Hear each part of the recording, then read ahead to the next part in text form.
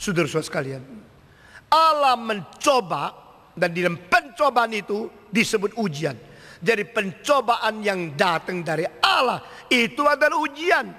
Tapi kebanyakan istilah pencobaan itu sudah di dalam seluruh kitab suci berasal dari iblis, sehingga kita melihat ada satu hal yang sangat komplikasi atau sangat kompleks di dalam hubungan antara ujian dan pencobaan. Contoh yang kedua yang kita lihat yaitu dari kasus dari Ayub. Ayub diizinkan Allah untuk dicobai oleh iblis, dan izin Allah untuk Ayub dicobai iblis ini itu sekaligus menjadi ujian langsung dari Allah. Engkau bilang kalau begini Allah sama setan komplotan, no? Allah memperbolehkan setan mempermainkan anak-anaknya sehingga setan mempunyai kesempatan untuk mencobai orang-orang yang kasih Tuhan. Dan itulah caranya Allah memperalat setan untuk menguji anak-anaknya seperti benar. Tapi saudara-saudara, ini adalah satu hal yang betul-betul kita perlu mengerti secara tuntas.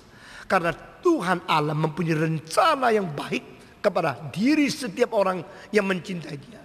Dan setan mempunyai rencana yang buruk untuk merusak rencana Allah yang baik itu. Sehingga terjadi di dalam seorang diri, maka orang diri itu harus mengalami kedua hal yang campur menjadi satu. Tapi tidak ada kaitannya. Allah harus memperalat setan untuk menggenapi rencana Dia sendiri. Tidak ada motivasi Allah membiarkan orang yang dimiliki dan orang yang mengasihi Dia harus melewati kejahatan baru bisa baik. Jikalau kita mempunyai pikiran Allah dikaitkan dengan motivasi yang jahat, maka kita sudah bersalah. Kita sudah masuk ke dalam jerat daripada setan. Tetapi yang mengerti dengan benar adalah Allah mengalahkan setan, dan Allah boleh menyatakan kemenangannya melalui diizinkannya anak-anaknya dicobai oleh iblis. Nah, ini ajaran yang benar. Perbedaan sedikit menjadikan pengertian konsep wawasan kita kacau. Perbedaan sedikit menjadikan kita tafsiran kacau. Perbedaan sedikit menjadikan kita meragukan motivasi Tuhan Allah, dan kerohanian kita menjadi kacau. Sekali lagi saya membedakan situasi ini. Allah tidak perlu memperalat setan untuk menggenapi rencana Allah di dalam diri manusia. Tapi Allah boleh membiarkan setan yang jahat mengacaukan segala sesuatu, akhir dia tetap menang adanya. Nah, ini berbeda sekali. Ini beda apa? Beda motivasi. Allah tidak bermotivasi yang jelek. Allah tidak pernah mempunyai niat yang tidak baik untuk setiap orang yang mengasihi Dia. Mengapa kalau Allah tidak berniat, jika Allah tidak bermotivasi yang jelek, mengapa Allah membiarkan sehingga kita sebagai orang Kristen kadang-kadang mengalami kesulitan yang besar? Air mata kita berlinang-linang, pengeluhan kita tidak habis-habis, dan kita terus kecewa, putus harapan. Mengapa Tuhan membiarkan aku di dalam kesulitan seperti ini? Saudara-saudara, manusia memang dicipta di dalam proses waktu.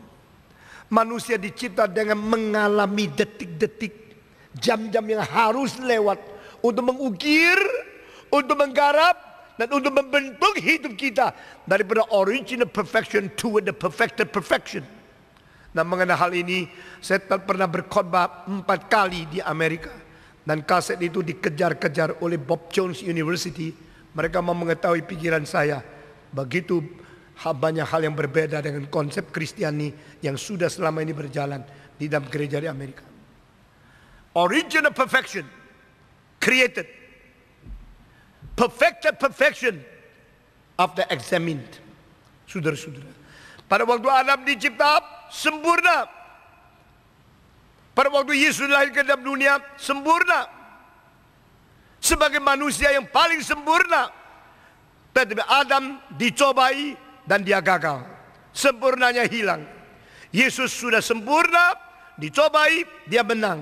Sudah menang, dia menuju kepada kesempurnaan yang lebih sempurna. Nah, ini yang menjadi heran. Sempurna ada yang lebih sempurna. Apa artinya sempurna yang lebih sempurna? Yaitu sempurna setelah proses. Sempurna setelah proses. Itu adalah sasaran yang terakhir. Itu sebab Yesus sebagai anak pun dia tidak boleh ada hak istimewa. Sebagai anak Allah yang tunggal di dalam dunia, firman menjadi daging, dia tetap harus diuji. Dia harus dicobai, baik oleh Allah maupun oleh setan. Ini adalah suatu hal yang no exception, no exemption.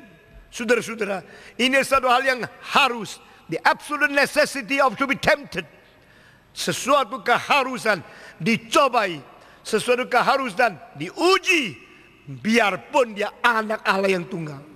Semua keluarga yang kaya gagal karena menganggapnya anaknya adalah lebih dari orang lain. Boleh melewati, boleh tidak usah, boleh terkecuali, tidak usah melewati kesulitan.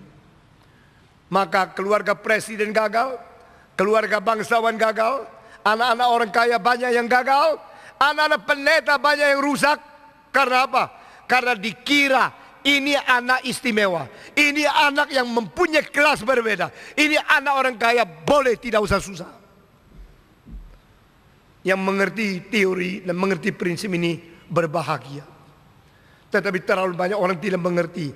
Maka generasi pertama susah sekali cari duit sampai besar, berjuang sukses. Lalu semua uang yang banyak dikasihkan anak, tidak usah kerja, tidak usah susah, lalu merusak anak. Hanya itu saja.